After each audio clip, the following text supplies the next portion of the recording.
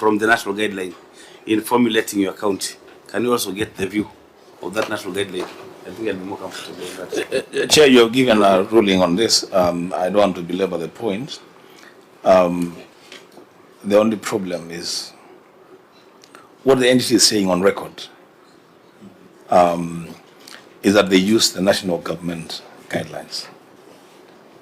What the Auditor General is saying is that they use a draft policy document. None of those documents is available to us. And I have said this many times, I will repeat it. We are not conducting audit here. So Chair, as you ask the Auditor General to keep it in view, I think it's also important for the entity to know that this is not where the audit is taking place. And if they make reference to any document on record, then it's only fair that the document is made available for us to cross-check. I think. Okay, so we can't mark this as resolved until the OAG does the things that we have asked them to do, and until the entity provides that national circular for confirmation by the OAG. So this remains, we keep it in view, track it at the next implementation review. Quickly to receivables. Another new term, well, not entirely new, but accrual tends to like receivables and payables. Long outstanding receivables. Thank you, Chair.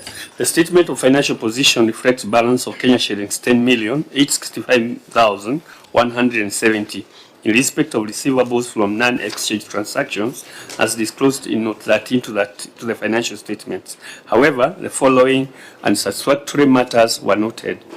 4.1, outstanding salary advances. Included in the balance are salary advances of Kenya shillings 1,865,170, out of which Kenya shillings 1,775,438 were advances made in the year 2015 and 2017 to 10 members of staff. The staff members included 4 former staff of the county executive, 1 current member of staff, 1 former deceased member of staff, 3 current sitting MCAs, and 1 former MCA. The management of the executive explained that a recovery of Kenya shillings 85,168 for the 2 officers has been made. However, no evidence in form of pay slips was provided for audit review to support this explanation.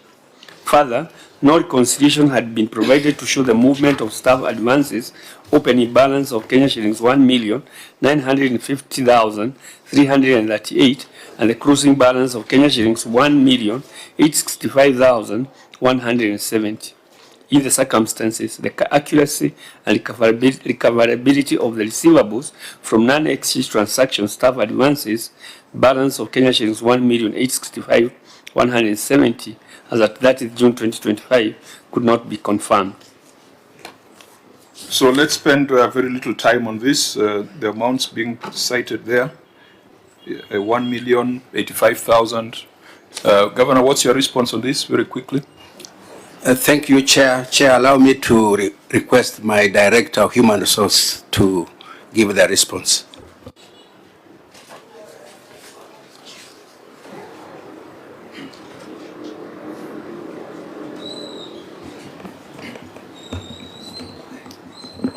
Director HR is in a blind spot, so maybe just move so that we can see you.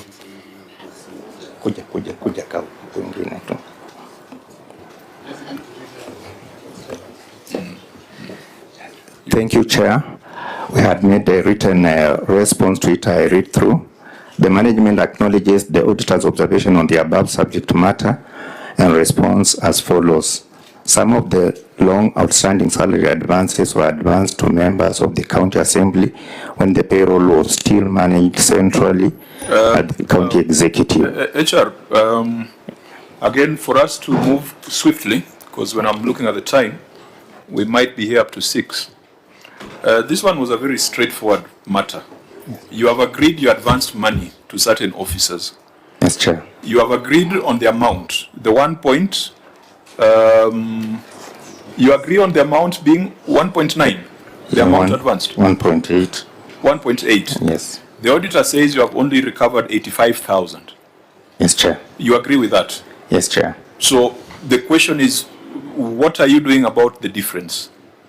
Yes, as we've indicated in the response, we've recovered monies from staff who are active on payroll, and we have submitted the evidence, but the other persons who had been advanced the money, we did not find the primary record upon which they committed to receive the money. We were informed that sometimes in 2016, the building which housed the primary evidence in terms of the application forms caught fire, and for that reason, when we contacted the office of county attorney, he wrote to those persons, and they have all responded indicating that they want evidence that indeed they applied for the money. So it has not been possible for us to proceed with the recovery. Is there? Do we have a copy of that reply here? Yes, that's what I'm saying is what in summary is in the response that I was... No. The last bit where you are saying that the persons who advanced the money are writing back asking for evidence. I'd like to see a sample of that letter. Because wameruka that they didn't get the money. I'd really like to see a copy of that letter. And also, is the officer who authorized the advance, is he still working the county? Yeah. Because if it was... And then too, where is the evidence of that incidence of fire that is alleged to have broken out in Vega? Bottom line, Governor, pesa ya serikali haipotei. Either someone paid it out. No, it's not either. There's someone who paid that money. Sure. And someone received it. The person who received it could be the same person who paid it. Or the person who received it could be somebody else. So, instead of wasting too much time running after people, we must start with the person who authorized the payment. In fact, in terms of interest and advances, I think the PFM is very, very clear on the responsibility of accounting officers. So, hii pesa iko wapi, Governor? This 1.6 million can build an ECD classroom. Kuna ECD classroom hapa ya 1.7 million. Yeah. How do we get back this money? Chair, these two persons were in the first government, and they were CEC members. And as we have heard from the Director of Human Resource, the documentation that had all these details, somehow we were informed that the office or the place where the documents were caught fire, and all the documents were burnt.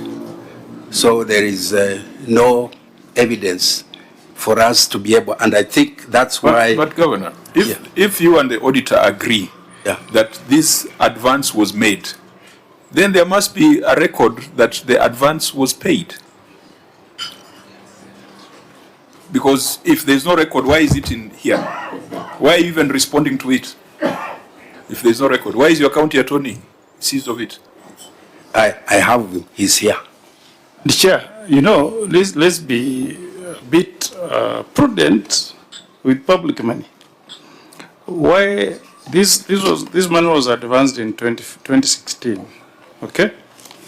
2015. Why does it take 10 years before the county attorney issues a demand letter for the recovery of this money?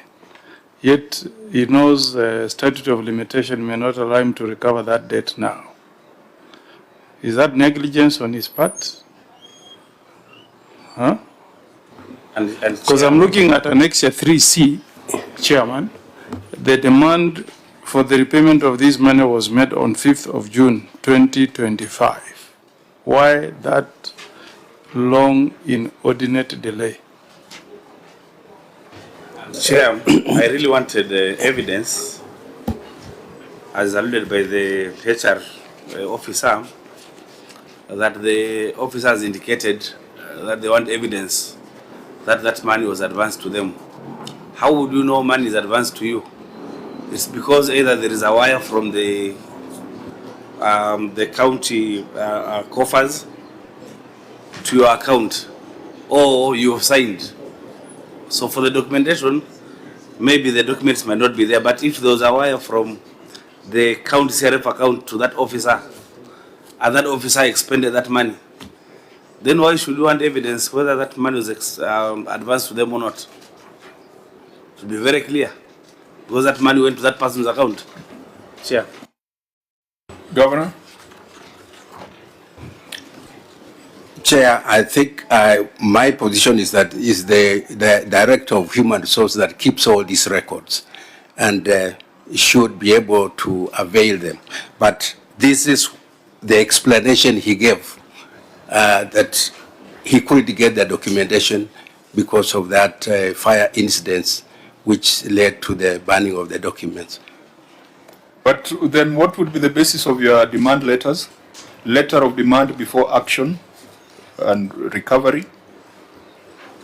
I don't know whether it's the one you're referring to that were done sometime in... Yes, and I